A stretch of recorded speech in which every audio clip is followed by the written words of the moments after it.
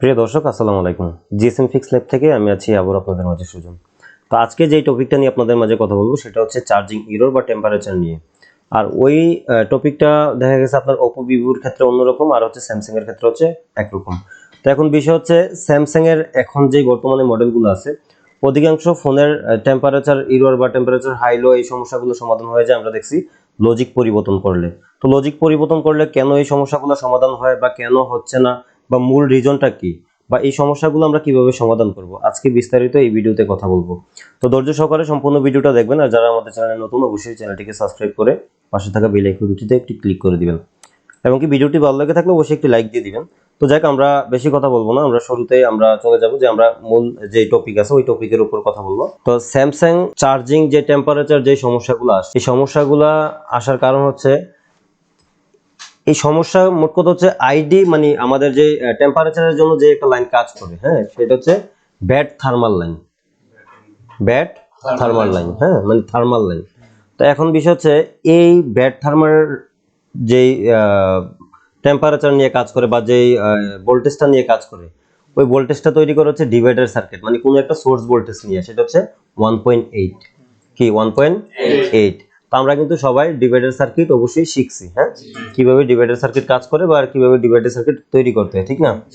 আচ্ছা, আর যারা আমাদের চ্যানেলে নতুন ডিভাইডার সার্কিটের বিষয়ে জানেন না আপনারা অবশ্যই ভিডিওগুলো দেখে নেবেন, আমাদের এই চ্যানেলে ডিভাইডার সার্কিট নিয়ে ভিডিও দেওয়া আছে।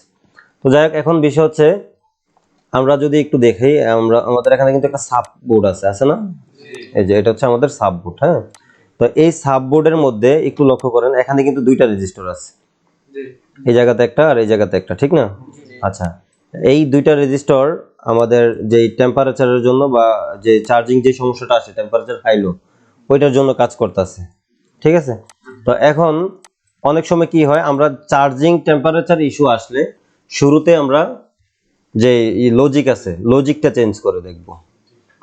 লজিকটা চেঞ্জ করে যদি হয়ে যায়, হ্যাঁ, তাইলে বুঝতে হইব যে মেইন পিসিবিতে কোনো ইস্যু নাই বা রিবনে কোনো ইস্যু নাই, হ্যাঁ, কারণ রিবনে যদি কোনো ইস্যু থাকতো তাইলে চেঞ্জ করলে হইতো না, বা মেইন পিসিবিতে ইস্যু থাকলেও লজিক চেঞ্জ করলে হইতো না। তবে এখানে একটা বিষয় আছে, স্যামসাং এর ক্ষেত্রে লজিক যখন আমরা পরিবর্তন করে দেব তখন কিন্তু নেটওয়ার্ক স্লো হয়ে যাবে, মানে আমরা চেষ্টা করবো অরিজিনাল লজিক বুট রেখে কাজ করার জন্য, হ্যাঁ। তো অরিজিনাল লজিক বুট রেখে কাজ করতে গেলে আমাদের মানে করণীয় কি বা কেন এই সমস্যাটা আসে সেটা নিয়ে আমরা বিস্তারিত কথা বলবো, হ্যাঁ। তো দেখেন, আমি কিন্তু এখানে একটা ড্রয়িং করে রাখছি যেটা হচ্ছে এখন আপনাদেরকে বুঝাবো, হ্যাঁ। এটা হচ্ছে মেইন পিসিবি আর এটা হচ্ছে সাব পিসিবি, হ্যাঁ, মানে যেটা আমরা লজিক বুট বলি আর কি, লজিক, হ্যাঁ। তো আমরা এখানে যদি দিয়ে দিই, এই যে লাল যে লাইনটা আছে এই লাইনটার হচ্ছে একটা ভোল্টেজের লাইন। এখানে আমরা আপাতত এই ভোল্টেজটা হচ্ছে 1.8 ভোল্ট। কত? 1.8 ভোল্ট, হ্যাঁ, এই হচ্ছে 1.8। আচ্ছা, তাহলে এখন 1.8 ভোল্ট মেইন পিসিবি থেকে, কোন পিসিবি থেকে? মেইন পিসিবি থেকে সাব পিসিবিতে আসতে হবে। মানে এই লাইনটার সমস্যা কখন হইতে পারে, কি কি কারণে হইতে পারে সেটাই কথা বলবো, হ্যাঁ। তো এখন আমরা এখানে দেখতেছি, এখানে আমরা কিন্তু মেইন পিসিবি থেকে সাব পিসিবিতে লাইন আসা যাওয়ার জন্য যে জিনিসটা কাজ করে সেটা হচ্ছে রিবন, ঠিক না? রিবনের মাধ্যমে মেইন পিসিবি থেকে সাব পিসিবিতে আসে। তো এখন এই যে মেইন পিসিবি থেকে সাব পিসিবিতে আগে 1.8 ভোল্ট যাইতে হবে, কি করতে হবে? যাইতে হবে, প্রথম কাজ হচ্ছে এটা। বা মেইন পিসিবিতে আমরা 1.8 ভোল্টের লাইন যদি আমরা দেখি যে আসলে মেইন পিসিবিতে 1.8 ভোল্টের লাইন আছে কিনা। মেইন পিসিবির কোথায় থাকবে? কানেক্টরে, ঠিক না? তো মেইন পিসিবির কানেক্টরে যদি আমরা 1.8 ভোল্টের লাইন খুঁজি অবশ্যই পাবো। এই যে এখানে একটা দেখতে পাচ্ছি, হ্যাঁ, এটা হচ্ছে এলসিডি এলডিও। আচ্ছা যাক, এখানে কিন্তু আমাদের কানেক্টরে 1.8 ভোল্টের লাইন অবশ্যই আছে, ঠিক না? তো কোনো না কোনো মাধ্যমে এই কানেক্টর থেকে আমাদের সাব পিসিবিতে লাইনটা যায়। কোথায় যায়? সাব পিসিবিতে। কত আসে? 1.8 ভোল্ট। এই কানেক্টরে এসে কানেক্ট হয়, কি হয়? কানেক্টরে এসে কানেক্ট হয়। আর কানেক্টরে এসে কানেক্ট হওয়ার পর, আমাদের যদি ডুইং এ যাই, যাওয়ার পর এটা হচ্ছে R1 রেজিস্টর, কি R1, আমরা এটাকে R1 লেখা দিই, এখানে লিখলাম R1 না, আর এই রেজিস্টরটা R2, হ্যাঁ। কারণ যেই রেজিস্টর গ্রাউন্ডের সাথে জড়িত সেটা হচ্ছে R2, কারণ এটা চার্জ ডিসচার্জ করে। কি করে?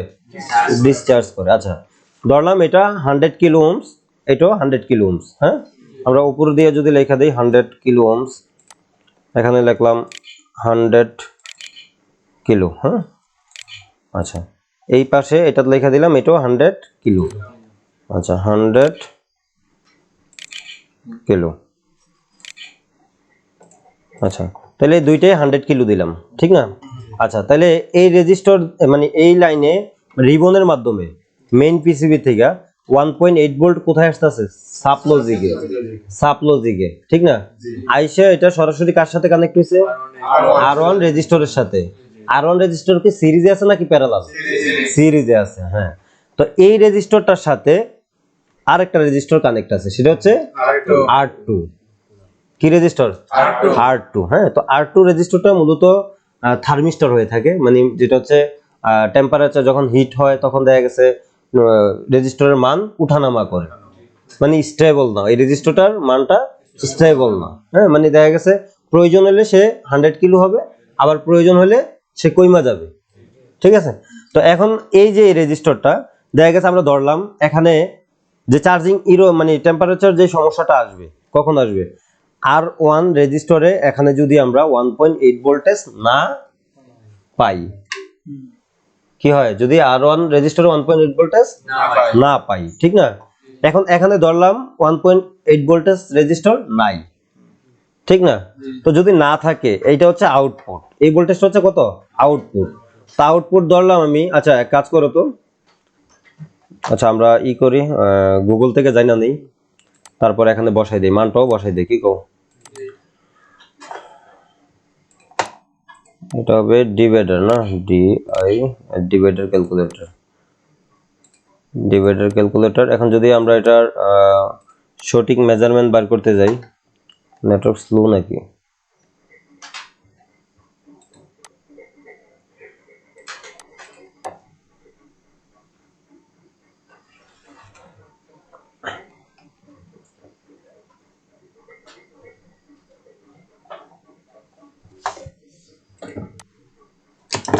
নো ইন্টারনেট কানেকশন, বুঝলাম না।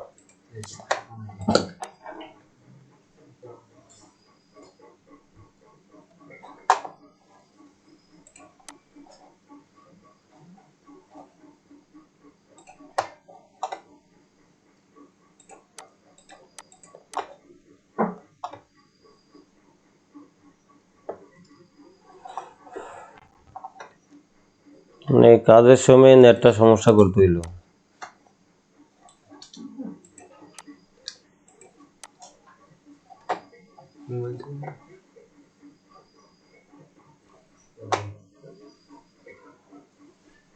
এই হচ্ছে আমাদের ডিভাইডার সার্কিট ক্যালকুলেটর নাকি?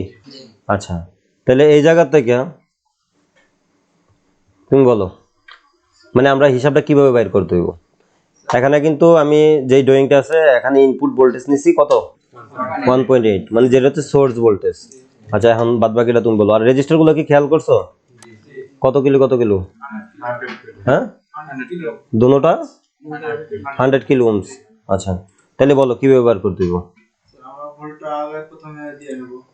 এখানে সোর্স ভোল্টেজ কত দিব?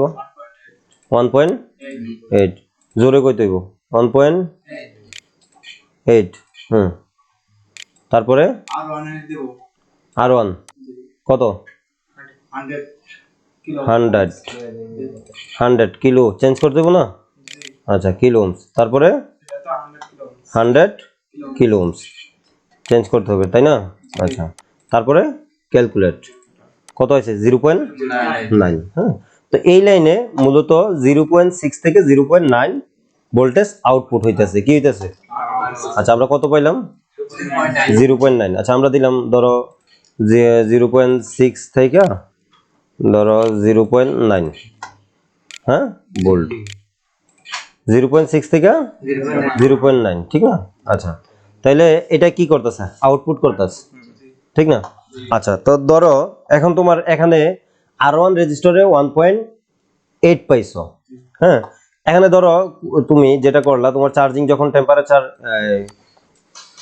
টেম্পারেচার প্রবলেম আসলো, হ্যাঁ, তোমার ফোনটা চার্জ হচ্ছে না, তখন তোমার যেটা করণীয় সেটা হচ্ছে আমরা মেইন পিসিবি এবং কি সাব পিসিবির সাথে রিবন কানেকশন দিব, দেওয়ার পরে চার্জিং কেবল ঢুকামো, ফোনে কি করবো, চার্জিং কেবল ঢুকামো, চার্জিং কেবল ঢুকানোর পর হ্যাঁ এখানে যে রেজিস্টর গুলো আছে, এখন তুমি তো জানতাছো না কোনটা R1 বা কোনটা R2, জানতাছো, জানতাছো না হয়তোবা এখানে ক্লাসে আমি খুব সহজভাবে এখানে বুঝাই দিতেছি দুইটা রেজিস্টর দিয়ে, আসলে কি সাব পিসিবিতে দুইটা রেজিস্টর থাকবো, অনেকগুলো রেজিস্টর থাকবে, ঠিক না, তার মধ্যে আমাদের বার করতে হইব যে কোন দুইটা রেজিস্টর ডিভাইডার সার্কিটের জন্য কাজ করতেছে, ঠিক না, তো ওইটা বার করতে গেলে আমাদের যেটা করতে হইব ওইটার জন্য আমরা একটু মানে ব্রেন খাটাইতে হইব, হ্যাঁ, যেমন দেখা গেছে আমরা যদি লক্ষ্য করি যে এখানে রেজিস্টর আছে বা এখানেও রেজিস্টর আছে, ঠিক না, তারপরে যদি আমরা দেখি আর কোথায় রেজিস্টর আছে, আমরা দেখতেছি এখানেও রেজিস্টর আছে, এই জায়গাতেও আছে, এখানেও আছে, এখানেও আছে, তাই না,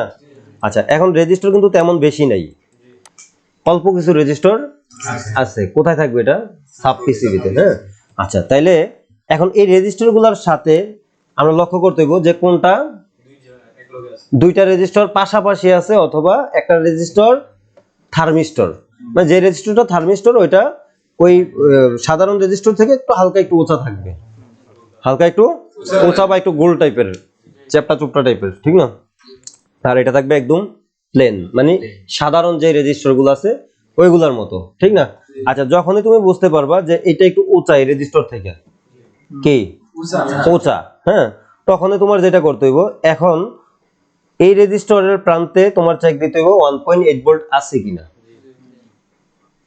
বা 1.8 ভোল্ট আমি বাদ দিলাম, এখন তুমি দেখলা যে এই রেজিস্টরটার সাথে আরেকটা রেজিস্টর ভিপ দিতেছে কিনা, কোন রেজিস্টরটা দিব, যেটা হচ্ছে R2, এটা R2 না, যেমন আমরা যদি এই প্রান্তে ধরি ধরে যেতে এই দুইটা এক লাইন কি, তো এই প্রান্তে ধরে যদি আমরা ভিপ মোডে চেক দেই এই প্রান্তে কি দিবে, ভিপ দিবে, যেহেতু এটার সাথে এটা কানেক্টিভিটি, ঠিক আছে না, তাহলে এখন তুমি কি পাইলা, এখানে আইসা ধরো এটার সাথে এটার ভিপ পাইলা, যদিও আমাদের এখানে এটার F23 এর বিট ম্যাপটা নাই, কি নাই, মানে সাব পিসিবির বিট ম্যাপ নাই, যদি থাকতো আপনাদেরকে ক্লিয়ারলি জিনিসটা ক্লিক করে দেখা দিতাম যে এটার সাথে এটা কানেক্টেড আছে, ঠিক না, আচ্ছা তাইলে যেহেতু এটার সাথে এটার কানেকশন আছে, দুইটা রেজিস্টার একসাথে কানেকশন পাইছি, হ্যাঁ, তার মানে কি এই দুইটাই ডিভাইডার সার্কিটের জন্য কাজ করতেছে, তবে এখন শিওর হওয়া যাবে না, দুইটা তো কানেকশন আছে ঠিক বুঝতে পারলাম, কিন্তু এই দুইটা রেজিস্টার থেকে যে কোনো একটা রেজিস্টার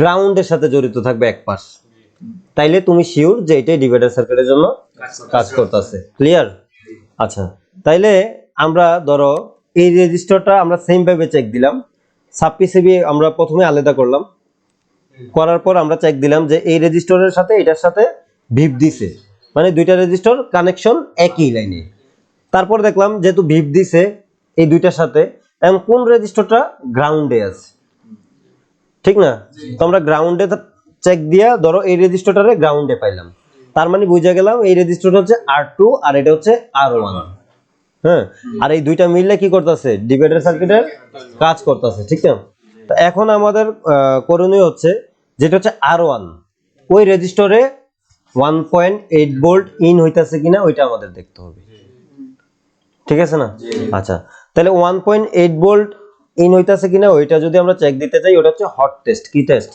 হট টেস্ট, তাহলে হট টেস্ট করতে গেলে আমাদের করতে হবে কি, মেইন পিসিবির সাথে সাব পিসিবি রিবনের মাধ্যমে কানেকশন দিতে হবে, হ্যাঁ, দেওয়ার পর আমরা চার্জার ঢুকাবো, কি ঢুকাবো, চার্জার ঢুকাবো, ঢুকাইয়া এখন ভোল্টেজে চেক দিব, কিসে, ভোল্টেজে চেক দিব, যেটা হচ্ছে R1 রেজিস্টার, মানে এই রেজিস্টারটা তো আমরা গ্রাউন্ডে পাইছি এক সাইড, আর এক সাইড পাইছি এটার সাথে জড়িত, বুঝতেছেন তো নাকি, সমস্যা বুঝতে, আচ্ছা তাইলে এটার সাথে আমরা একটা কানেকশন পাইছি আর এই সাইডটা পাইছি গ্রাউন্ডে নাকি, তাহলে এখন এই সাইড যেহেতু এটার সাথে কানেকশন আছে তাহলে বাকি আছে কোন সাইড, এই সাইড, তাহলে এই সাইডে আমরা দেখবো যে আমাদের 1.8 ভোল্টেজ আছে কিনা, যখনই দেখবো 1.8 ভোল্টেজ নাই তখনই বুঝা গেলাম তার মানে এখানে যেহেতু 1.8 ভোল্টেজ আসতে আছে না, তাহলে সে কিভাবে 0.6 থেকে 0.9 তৈরি করবে, আর যেহেতু 0.6 থেকে 0.9 তৈরি করতে আছে না, আর ওই কারণে টেম্পারেচার ইস্যু, বুঝতে পারছি, আচ্ছা তাহলে এখন আমাদের প্রয়োজন কি 1.8 ভোল্টেজ এখানে দেওয়া, হ্যাঁ, তো ওইটার জন্য আমরা যদি চাই রিবন চেঞ্জ করে দেখতে পারি, আর যদি আমরা বলি না আমরা রিবন চেঞ্জ করার কোনো প্রয়োজন নাই, জাস্ট একটা জাম্পার করলে হয়ে যায়, ওই ক্ষেত্রে তুমি তোমার মেইন পিসিবিতে গিয়ে দেখো তোমার 1.8 ভোল্ট কোথায় আছে, ঠিক আছে না? এখানে মেইন পিসিবির আশেপাশে কানেক্টর হোক বা আশেপাশে হোক, তুমি 1.8 ভোল্ট খুঁজো। যেমন দেখো এখানে কিন্তু 1.8 ভোল্ট আছে না, এলডিওর জন্য কাজ করতেছে, ঠিক না? আচ্ছা, তাহলে এখান থেকেও তুমি চাইলে স্টেবল 1.8 ভোল্ট চার্জার ঢোকানোর পর দেখছো এখানে স্টেবল আছে, তখন তুমি এই জায়গা থেকে জাম্পার করে কই দাও সাব পিসিবিতে। কোথায়? সাব পিসিবির আর1 এ। হ্যাঁ, সাব পিসিবির আর1 কোনটা? এই পাশটা, ঠিক না?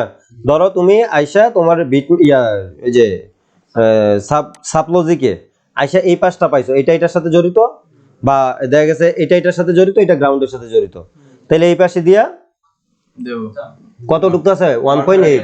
এখানে তুমি 1.8 পাও নাই দেখে তো টেম্পারেচার সমস্যাটা আসছে। তো এখানে তুমি কি করলা? 1.8 দিয়ে দিলা। হ্যাঁ, দেওয়ার পর তখন তুমি কি করলা? চার্জে লাগাইয়া দেখলা এখন সমস্যার সমাধান হয়েছে কিনা। তো যেহেতু 1.8 এখানে আসছে, আর এখানে 0.6 থেকে 0.9 তৈরি হয়ে গেছে, ঠিক আছে না?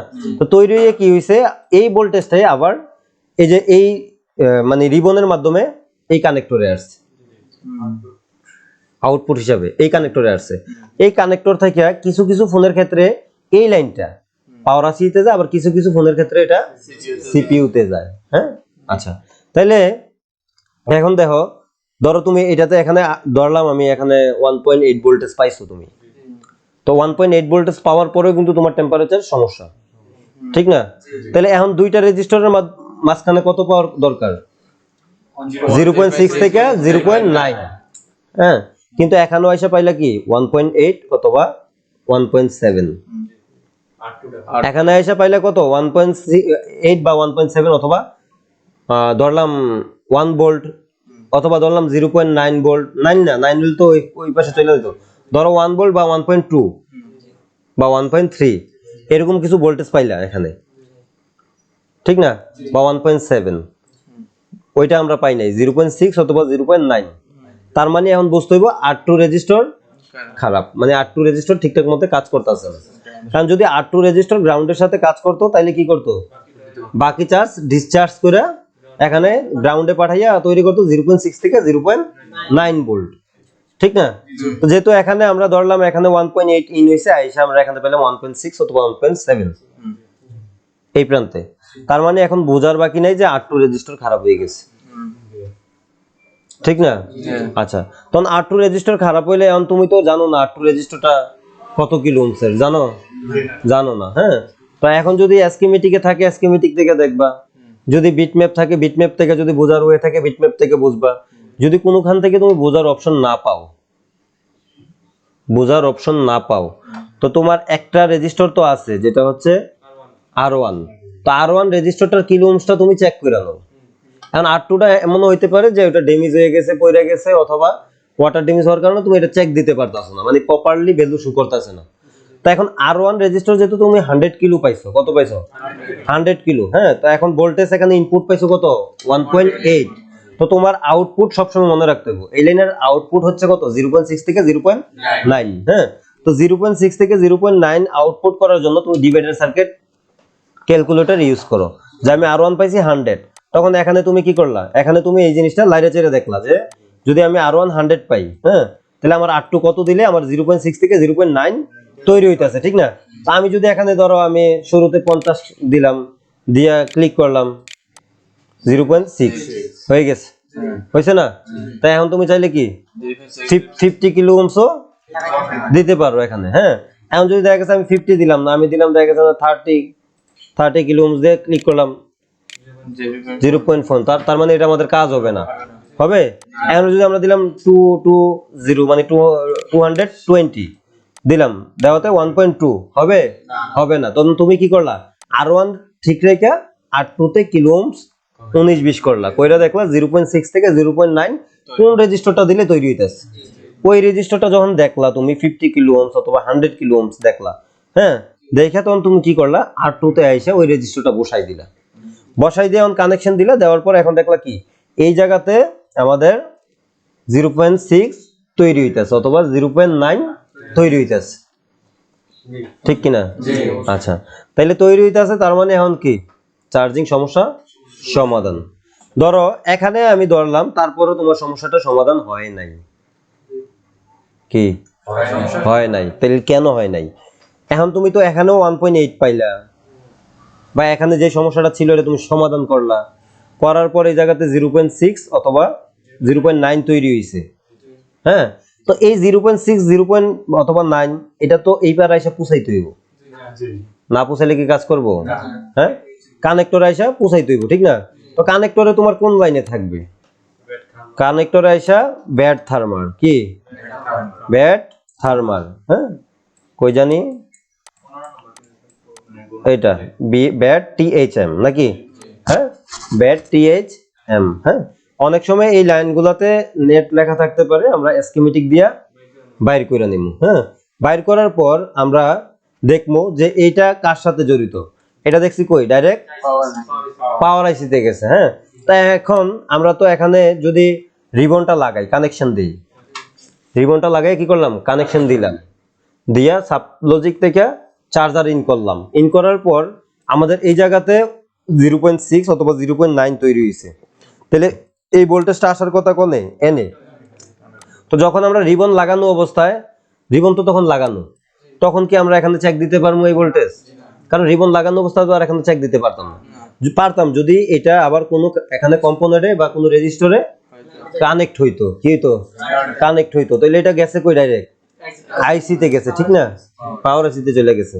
তা এখন এটা চেক দেওয়ার ইয়া হচ্ছে, এই পিনে আমরা একটা জাম্পার করব, জাম্পার করব, করার পর এই একটা ওয়্যার জাম্পার করার পর এখানে আমরা কি করব, রিবন আবার আটকাই দেব। আটকানোর পর এখন চার্জে লাগাবো, ওই ওয়্যারের মধ্যে 0.6 থেকে 0.9 ভোল্টেজ তৈরি হইতাছে কিনা এটা আমরা দেখতে হইব। বুঝতেছেন? যখনই দেখতাছি তৈরি হয় নাই, তার মানে আমরা বুঝা গেলাম যে ভোল্টেজ ঠিক গেছে, মানে আউট হচ্ছে না, ওইখান থেকে মেইন পিসিবিতে আইসা পুষাইতে আসে না, ঠিক আছে কিনা? তার মানে রিবন প্রবলেম। তখন আবার কি করতে হইব, ওইখান থেকে আবার আরেকটা ওয়্যার ওই কানেক্টর পর্যন্ত জাম্পার করতে হইব। কথা বুঝাইতে পারছি? ধরলাম এখানে পুষাই দিলাম বা এখানে আছে, কিন্তু কাজ করতেছে না, তারপরও সেম ইস্যু। এখন করণীয় হচ্ছে এই পাওয়ার আইসি আমাদের কি করতে হইব, উঠাইতে হইব। কি করতে হইব, উঠাইতে হইব। উঠাইয়া এই কানেক্টর থেকে আমরা এই পিন পর্যন্ত, মানে সরি, এই কানেক্টরের পিন থেকে এই যে আইসির যে পিন আছে, হ্যাঁ, এই প্যাড পর্যন্ত চেক দিতে হইব বিপ আছে কিনা। যদি কোনো লেয়ার থেকে মিসিং হয় তাহলে বিপ দিবে না, আর বিপ না দিলে ভোল্টেজ এখানে আসলেও কোনো লাভ হবে না, হবে হবে না। তারপরেও যদি সেম ইস্যু হয় তাহলে আমরা ব্যাটারিটা চেঞ্জ করে দেখতে পারি, তবে তার আগে একবার ব্যাটারি চেঞ্জ করে দেখা উচিত। এত কিছু করার আগে ব্যাটারি চেঞ্জ করা উচিত, চেঞ্জ করে দেখা উচিত, ঠিক আছে না? আচ্ছা, যদি তারপরও সেম প্রবলেমটা থাকে, থাকতেও তো পারে, এতক্ষণ পর্যন্ত থাকার কথা না, কিন্তু থাকতেও তো পারে, ঠিক না? তখন এই পাওয়ার আইসিটা চেঞ্জ করে দেব। তবে 100 থেকে 99টা ফোন সমাধান হয়ে যাব এই সলিউশনে কাজ করলে, মানে এইভাবে যদি আপনি সমাধান করেন। আর নিয়ার ভিতর থনে মিসিং হলে তাহলে বল থন ওই কানেক্টর মধ্যে জাম্পার করবে। হ্যাঁ, যদি মিসিং হয় তখন আপনি বল থেকে পিন বার করতে হবে, করে কানেক্টর পর্যন্ত কি করতে হবে, জাম্পার কইরা দিতে হবে। হ্যাঁ, বুঝছেন? তাহলে এটা হচ্ছে আমাদের এই যে স্যামসাং এর ক্ষেত্রে, কিসের ক্ষেত্রে, স্যামসাং এর ক্ষেত্রে, ঠিক আছে না? আর অনেক সময় দেখা গেছে এই লাইনের মধ্যে 0 ওহমস এর রেজিস্টর থাকে মাঝখানে, তখন থাকলে আমরা কিন্তু ওই রেজিস্টরও চেক দিতে পারি, কিন্তু নাই দেখে আমরা তার জাম্পার করা লাগতে আছে, ঠিক না? আচ্ছা, এখন ধরেন আপনি ওই যে এই যেই কাজটা করলো তানবীর, হ্যাঁ, যে ওর চার্জিং সমস্যা সমাধান হইতে আছে না, আমার আগের দিন জিগাইলো, তাহলে এটা আমারে কইতাছে দেখা দেওয়ার লাগে, মানে আমার তো দেখতেছে খালি বিজি, ফ্রি টাইম নাই, তো আমি কইতাছি ঠিক আছে একদিন দেখা দিন। তো পরে আমি বললাম আচ্ছা ঠিক আছে, তোমার মডেলটা দিয়ে রাখো না, আমি একসময় আমার কথা হচ্ছে যদি মডেলটা দিয়ে রাখে আমি এখানে বসে স্কিমেটিক থেকে দেখবো যে আসলে ওর ফোনটা কই থেকে সমস্যা হইতে পারে। তারপরে মডেল দিছে, আমি আর এ পর্যন্ত দেখি নাই। তো যখন আপনাদেরকে ডিভাইডার সার্কিটের ক্লাস করাইতেছিলাম তখন তানভীর কইতাছে তাহলে কি ডিভাইডার সার্কিট দিয়ে ভোল্টেজ তৈরি করে ওইখানে দিলে কি কাজটা হইতে পারে? আমি বললাম অবশ্যই হবে, দাও তুমি। হ্যাঁ, তখন সে কি করলো, ওই ডিভাইডার সার্কিট তৈরি করলো। ডিভাইডার সার্কিট তৈরি করে এই লাইনে যেটা হচ্ছে ব্যাড থার্মাল লাইনে 0.6 দিছো না 0.9, 0.9, তো 0.9 কি করছে, ঢুকাই দিছে। তো সে কিভাবে ঢুকাইলো? সে ঢুকাইছে এই জায়গার ভিতরে ডিভাইডার সার্কিট সে বানাই লাইছে, সাপলজিকে আর কারাগারি করে নাই, কাবজাব করে নাই, না করে কি করছে, এই জায়গাতে ডিভাইডার সার্কিট বানাই নিছে মেইন পিসিবি থেকে। সোর্স ভোল্টেজ কত দিছো? 1.8। আচ্ছা, সোর্স ভোল্টেজ 1.8 রাখছে, রাইখা মেইন পিসিবিতে দুইটা রেজিস্টর দিয়ে ডিভাইডার সার্কিট বানাইয়া এই লাইনে দিয়ে দিছে। হ্যাঁ, তো অনেক সময় এই লাইনটা কি হয়, অনেক সময় এই লাইনটা পাওয়ার আইসিতেও যায়, আবার অনেক সময় সিপিইউতে যায়। এটা পাওয়ার, যেমন এই লাইনটা অন কই গেছে, পাওয়ার আইসিতে। আবার কিছু কিছু ফোনের ক্ষেত্রে আপনি দেখবেন এই লাইন কই যায়, সিপিইউতে যায়। এই লাইনটা দেখবেন আইসা সিপিইউতে চলে গেছে। ঠিক আছে। আচ্ছা, তাইলে এই হচ্ছে আজকে আমাদের ক্লাস। যদি স্যামসাং ফোন, এখন অধিকাংশ স্যামসাং ফোনে কিন্তু আপনার দেখবেন এই লাইনগুলা মানে যে R1 R2 যে রেজিস্টারগুলা, এগুলা হয় সাব পিসিবিতে। কোথায় হয়?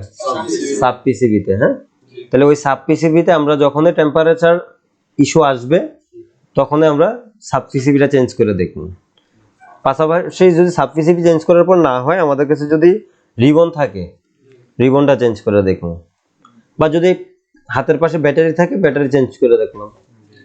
আর তানভীর ভাই তো ওই যে ইয়ার ওইখানে আসলো, সাব পিসিবিতে আসলো, সাব পিসিবিতে সমস্যা আসলো, মেইন পিসিবিতে করছে। এটা আপনার সাব পিসিবির কি? সাব পিসিবির দরকার নাই। সাব পিসিবিতে কি করছে সে?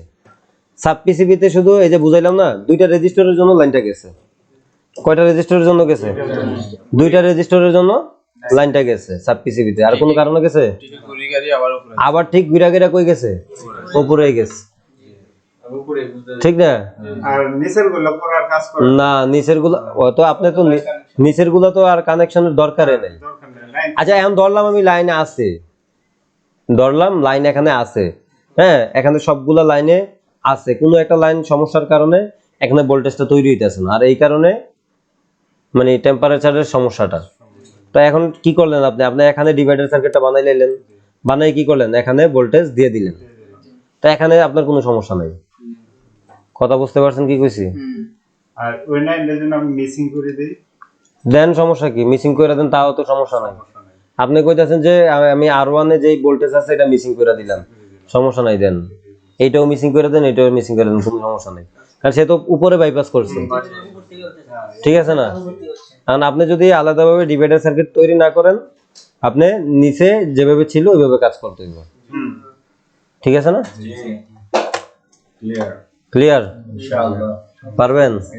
ওই যে আমাদেরকে তো বুঝাই দিছে না, এই যে তানভীর তো আমাদের প্র্যাকটিক্যালি কাজ করে বুঝাইছে, আর হচ্ছে মানিক ভাই ডিভাইডার সার্কিট বানিয়ে বুঝাইছে। হ্যাঁ, আচ্ছা ঠিক আছে, আজকের ভিডিওটা এই পর্যন্তই। দর্শক সকলে ভালো থাকুন, সুস্থ থাকুন, আল্লাহ হাফেজ।